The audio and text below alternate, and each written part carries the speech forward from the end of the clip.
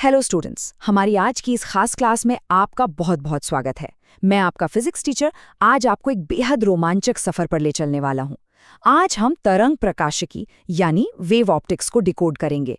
देखिए, आज का ये सेशन न सिर्फ आपकी क्लास 12 बोर्ड परीक्षा के लिए एक गेम चेंजर साबित होने वाला है, बल्कि मैं गारंटी देता हूं कि आज के बाद आप अपने आसपास की दुनिया को एक बिल्कुल नए नजरिए से देखेंगे। तो अपनी नोटबुक और पेन एकदम तैयार रखिए, क्योंकि आज प्रकाश के कुछ बहुत ही शानदार रहस्यों से पर्दा उठने वाला है। चलिए, एक सिचुएशन इमेजिन करते हैं। आप रात के समय किसी डार्क हाईवे पर ड्राइविंग कर रहे हैं। अचानक सामने से आती एक कार की तेज हेडलाइट्स आपकी आंखों पर पड़ती हैं और कुछ सेकंड्स के लिए आपको लिटरली कुछ भी दिखना बंद हो जाता है। एक बहुत ही तेज चकाचौंध या ग्लेयर पैदा होती है, राइट? लेकिन अगर आप एक खास एंटी ग्लेयर चश्मा पहन ले तो वो तेज रोशनी एकदम सॉफ्ट और शांत हो जाती है। क्या आपने कभी सोचा है कि ये मैजिक आखिर काम कैसे करता है? इस सवाल का जवाब खोजने के लिए हमें साइंस की हिस्ट्री के एक बहुत बड़े रहस्य को सुलझाना होगा। आखिर प्रकाश या लाइट असल में है क्या? क्या ये छोटे छोटे कणों से मिलकर बनी है जो हमारी आंखों से टकराते हैं, या फिर ये पानी की लहरों की तरह एक तरंग है? आज की क्लास का हमारा एजेंडा बिल्कुल क्रिस्प और क्लियर है। हम इन 6 स्टेप्स में आगे बढ़ेंगे। सबसे पहले प्रकाश की प्रकृति और तरंगाग्र यानी वेव फ्रंट्स को समझेंगे। फिर देखेंगे कि तरंग सिद्धांत परावर्तन और अपवर्तन को कैसे समझाता है। इसके बाद व्यतिकरण, विवर्तन और विभेदन क्षमता जैसे इंपॉर्टेंट टॉपिक्स कवर करेंगे। और फाइनली हम पहुंचेंगे प्रकाश के ध्रुवण यानी पोलराइजेशन पर, जहां आपको उस एंटी ग्लेयर चश्मे वाला असली साइंस समझ में आ जाएगा। तो चलिए, बिना किसी देरी के अपने पहले टॉपिक की तरफ बढ़ते हैं, प्रकाश की प्रकृति और तरंगाग्र। आपको पता है, 17वीं शताब्दी में फिजिक्स के दिग्गजों के बीच लाइट के नेचर को लेकर एक बहुत तगड़ी डिबेट चल रही थी।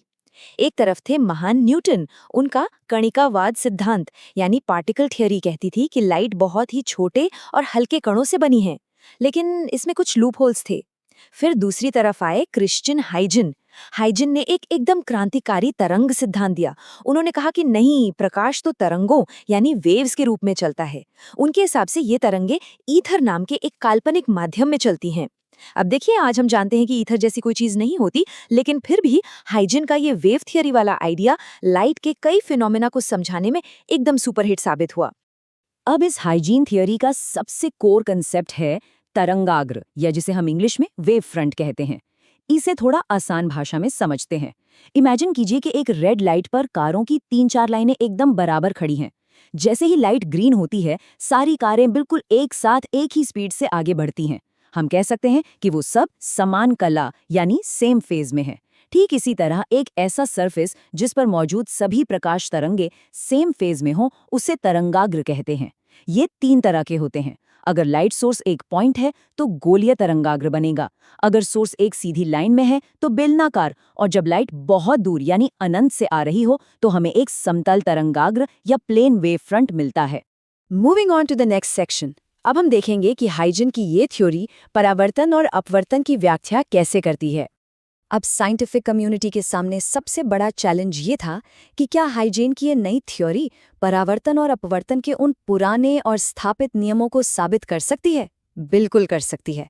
इसके लिए हाइजीन ने द्वितीयक तरंगिकाओं यानी सेकेंडरी वेवलेट्स का सिद्धांत दिया।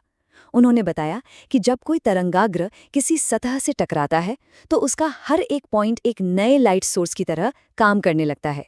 यहाँ बाईं तरफ आप देख सकते हैं कि कैसे ज्योमेट्री का यूज करके साबित किया गया कि आपतन कोण हमेशा परावर्तन कोण के बराबर होता है। और दाईं तरफ अपवर्तन के केस में जब लाइट एक मीडियम से दूसरे मीडियम में जाती है तो उसकी स्पीड बदलती है, जिससे वेवफ्रंट मुड़ जाता है। इसे सॉल्व करने पर हमें मिलता है sin I/sin r = नियतांक। और स्टूडेंट्स, यही तो स्नेल का नियम है। बोर्ड एग्जाम्स के लिए ये डेरिवेशन बहुत बहुत इंपॉर्टेंट है। इसे अच्छे से प्रैक्टिस कर लीजिएगा। चलिए, अब आते हैं सेक्शन 3 पर, प्रकाश का व्यतिकरण। अब हम वेव ऑप्टिक्स के लिटरली सबसे जादुई घटना की बात करने वाले हैं, जिसे हम व्यतिकरण या इंटरफेरेंस कहते हैं।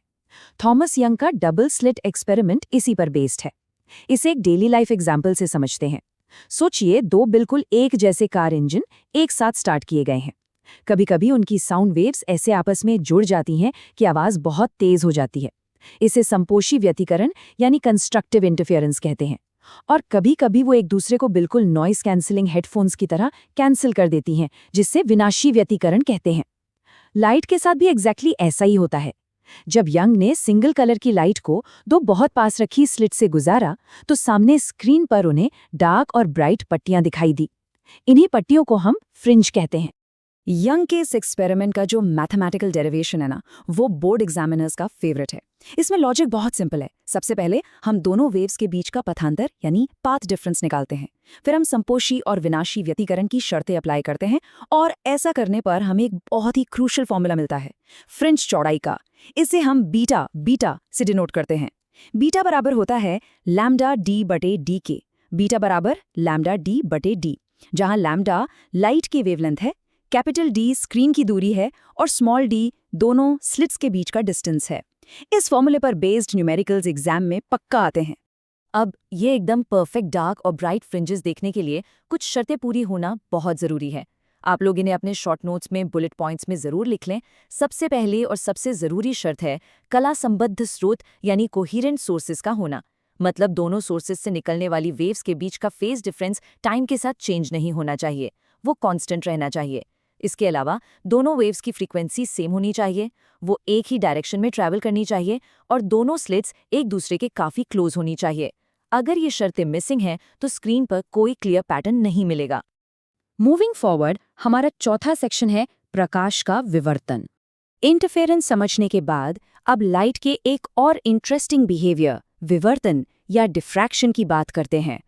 हम बचपन से पढ़ते आ रहे हैं कि लाइट हमेशा सीधी रेखा में चलती है, पर क्या वो कभी किनारों से मुड़ भी सकती है? एक सिंपल मेंटल डेमो करते हैं। सोचिए, आप एक अंधी गली या ब्लाइंड कॉर्नर पर खड़े हैं। आपको वहां से आती हुई किसी कार के हॉर्न की आवाज तो सुनाई दे जाती है, लेकिन कार की हेडलाइट दिखाई नहीं देती। क्यों? क्योंकि साउंड वेव्स की वेवलेंथ काफी लंबी होती है, तो वो किनारों से आराम से मुड़ जाती हैं। लाइट की वेवलेंथ बहुत छोटी होती है, इसलिए वो डेली लाइफ में उतना नहीं मुड़ती। लेकिन अगर लाइट किसी बहुत ही बारीक छेद या शार्प किनारे से गुजरे तो वो मुड़ जाती है। बस प्रकाश के इसी मुड़ने को विवर्तन कहते हैं। स्क्रीन पर आप सिंगल स्लिट डिफ्रैक्शन का पैटर्न देख सकते हैं। अब ये एक ऐसा टॉपिक है जहां स्टूडेंट्स अक्सर कंफ्यूज होते हैं। व्यतिकरण और विवर्तन में आखिर अंतर क्या है? ध्यान से सुनिएगा। व्यतिकरण में दो अलग अलग वेव फ्रंट्स आपस में सुपर इम्पोज होते हैं, जबकि विवर्तन में एक ही वेव फ्रंट के अलग अलग हिस्से आपस में टकराते हैं। दूसरा बड़ा डिफरेंस ये है कि व्यतिकरण में सभी ब्राइट फ्रिंजेस की चौड़ाई एकदम बराबर होती है, लेकिन विवर्तन के केस में जो सेंटर वाली फ्रिंज होती है वो सबसे ज्यादा चौड़ी होती है, और जैसे जैसे हम किनारों की तरफ जाते हैं फ्रिंजेस की चौड़ाई कम होती जाती है। अगर आप इस ग्राफ को देखेंगे तो पिक्चर और भी क्लियर हो जाएगी। ऊपर वाला ग्राफ इंटरफेरेंस का है, जहां आप देख सकते हैं कि सभी पीक्स की हाइट बिल्कुल सेम है, मतलब सभी ब्राइट फ्रिंजेस की इंटेंसिटी एक जैसी है। लेकिन जरा नीचे डिफ्रैक्शन वाले ग्राफ को देखिए। बीच वाला पीक, जिसे सेंट्रल मैक्सिमा कहते हैं, वो सबसे ऊंचा और सबसे ब्राइट है, लेकिन उसके बाद वाले जो पीक्स हैं उनकी इंटेंसिटी बहुत तेजी से गिरती जा रही है। ये विजुअल डिफरेंस आपको एग्जाम्स में बहुत हेल्प करेगा। हमारा पांचवा टॉपिक है विभेदन क्षमता या रिजॉल्विंग पावर। अब एक बहुत ही प्रैक्टिकल कॉन्सेप्ट पर आते हैं, जिसका कनेक्शन हमारी आंखों और ऑप्टिकल इंस्ट्रूमेंट से है। वापस उसी डार्क हाईवे वाले एग्जाम्पल पर चलते हैं। जब कोई कार बहुत दूर होती है तो उसकी दोनों हेडलाइट्स हमें एक सिंगल चमकती हुई लाइट की तरह दिखती हैं। लेकिन जैसे जैसे वो कार हमारे पास आती है, अचानक एक पॉइंट आता है जब हमारी आंखें उस एक लाइट को दो अलग अलग हेडलाइट्स में रिजॉल्व कर लेती हैं, यानी अलग अलग देख पाती हैं। बस दो बहुत पास पास रखी चीजों को अलग अलग और क्लियर देख पाने की इसी एबिलिटी को विभेदन क्षमता कहते हैं। और ये विभेदन सीमा यानी लिमिट ऑफ रेजोल्यूशन का ठीक उल्टा होती है। एक अच्छे माइक्रोस्कोप या टेलीस्कोप की रिजॉल्विंग पावर हमेशा हाई होनी चाहिए। और अब हम पहुंच गए हैं अपने आखिरी सेक्शन पर, प्रकाश का ध्रुवण। तो स्टूडेंट्स, अब फाइनली टाइम आ गया है हमारे उस एंटी ग्लेयर चश्मे वाले सस्पेंस को खोलने का। देखिए, जो नॉर्मल लाइट किसी बल्ब या सूरज से आती है वो अध्रुवित प्रकाश या अनपोलराइज्ड लाइट होती है। इसके वाइब्रेशंस हर पॉसिबल डायरेक्शन में होते हैं। लेकिन जब हम इस लाइट को एक स्पेशल फिल्टर से गुजारते हैं तो वो फिल्टर सिर्फ एक ही प्लेन में वाइब्रेट करने वाली लाइट को पास होने देता है, बाकी सबको ब्लॉक कर देता है। इस फिल्टर हुई लाइट को हम समतल ध्रुवित प्रकाश यानी प्लेन पोलराइज्ड लाइट कहते हैं। तो जब आप वो एंटी ग्लेयर चश्मा पहनते हैं तो वो सड़क से रिफ्लेक्ट होकर आने वाली फालतू हॉरिजॉन्टल चकाचौंध को पूरी तरह ब्लॉक कर देता है ना एकदम कमाल का साइंस।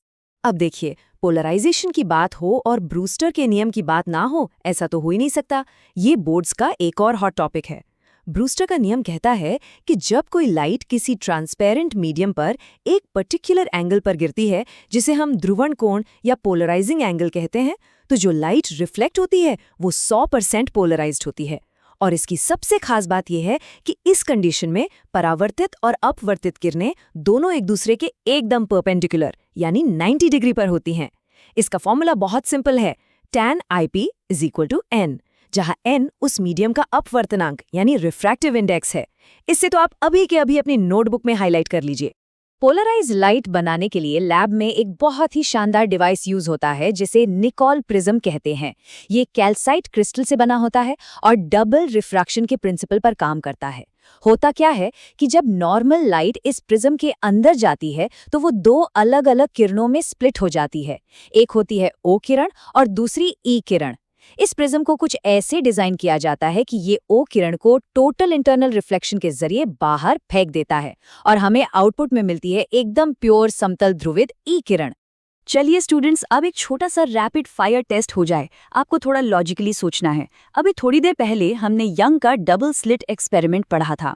मेरा सवाल ये है कि अगर हम उन दोनों स्लिट्स के बीच की दूरी, जिसे हम स्मॉल d कहते हैं, उसे आधा कर दें तो स्क्रीन पर बनने वाली फ्रिंज की चौड़ाई यानी बीटा पर क्या असर होगा? सोचिए, फॉर्मूला याद कीजिए, बीटा बराबर लैम्डा d/d। अब क्योंकि d डिनोमिनेटर में है यानी नीचे है, तो ये एक इन्वर्स रिलेशन हुआ। मतलब अगर आप d को आधा करेंगे तो फ्रिंज चौड़ाई ठीक 2 गुनी हो जाएगी। जिन भी स्टूडेंट्स ने ये लॉजिक क्रैक कर लिया, वेल डन, आपके कॉन्सेप्ट्स एकदम ट्रैक पर हैं। आज की क्लास वाइंड अप करने से पहले एक क्विक रिकैप कर लेते हैं कि आपको अपने बोर्ड एग्जाम्स के लिए किन चीजों को बिल्कुल भी मिस नहीं करना है। पहला, हाइजेन के सिद्धांत का यूज करके स्नेल के नियम का डेरिवेशन। दूसरा, वो YDAC वाला फॉर्मूला बीटा बराबर लैम्डा d/d और उस पर बेस्ड न्यूमेरिकल्स। तीसरा, ब्रूस्टर का नियम और उसका 90 डिग्री वाला डायग्राम। और फाइनली, व्यतिकरण और विवर्तन के बीच का वो डिफरेंस टेबल।